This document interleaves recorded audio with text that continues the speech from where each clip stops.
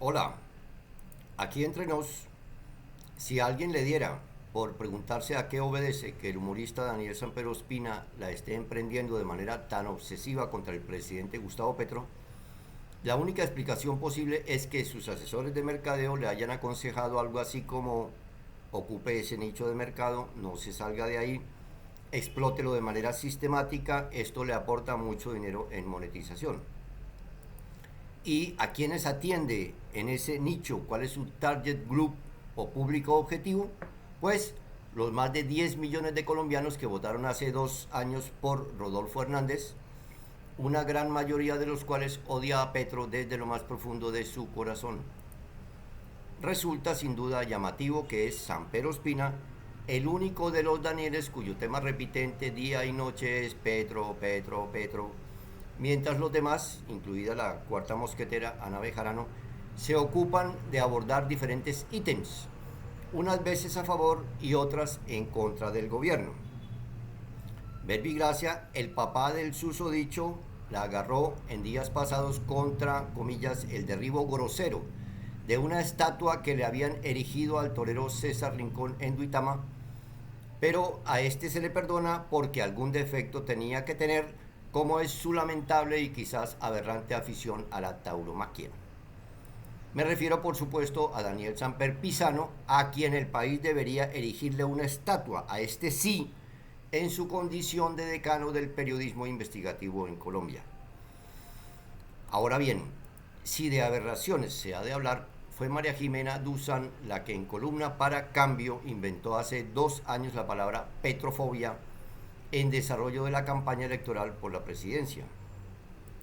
Y si hay alguien a quien le casa como anillo al dedo, es al comediante y columnista Daniel Samper Ospina. A María Jimena ha dejado de quererla el más fervoroso petrismo idolátrico, pero hay quienes creen o creemos que a pesar de los errores que haya cometido ella por señalamientos que no ha podido probar, no se puede decir que albergue una intención soterrada contra el presidente. Y sin desconocer que también fue errado el calificativo que usó el mandatario para señalarla, periodismo Mossad.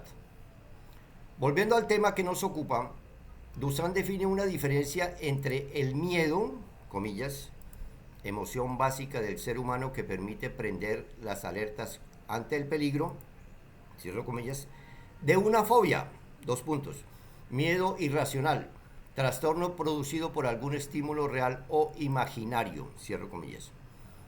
En consecuencia, ella ve la petrofobia como ese, comillas, miedo irracional que se ha desatado en el establecimiento colombiano por todo lo que vuela a Gustavo Petro.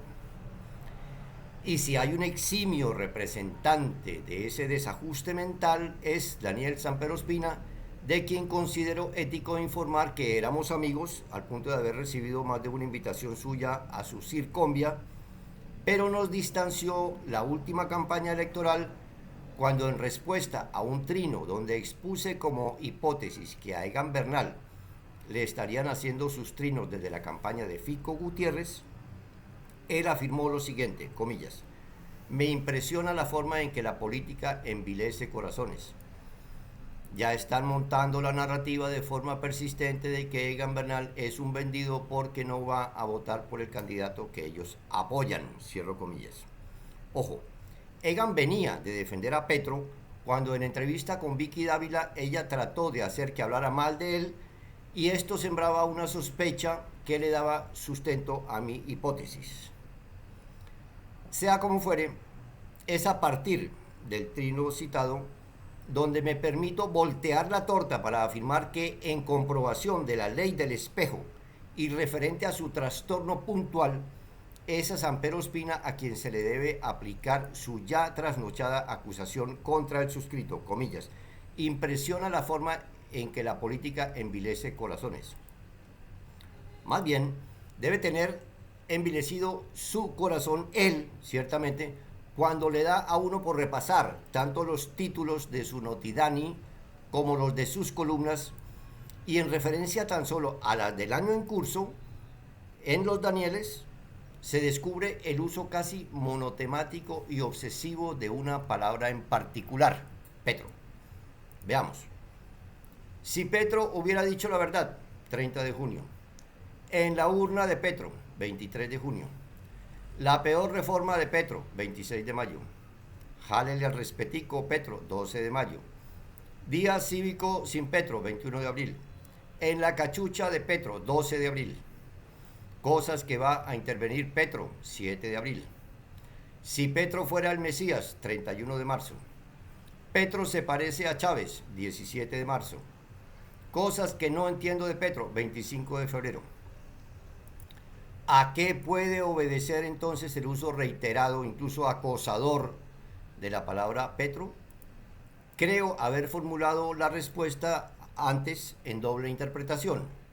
Por un lado, su petrofobia, pero sobre todo porque está dedicado a la explotación, diríase perversa, del uso reiterado de ese nombre con base en una verdad de perogrullo para todos los mercadólogos políticos de este país, que los dos nombres que más generan tráfico y por tanto monetización en redes sociales y en todos los medios virtuales son Petro y Uribe, y en ese orden. El problema de fondo, en últimas, es que la combinación de petrofobia y asedio constante contra la figura del presidente parece ponerlo indefectiblemente del lado del proyecto político de Álvaro Uribe y su partido de extrema derecha, el Centro Democrático. ¿O me equivoco? Solo pregunto.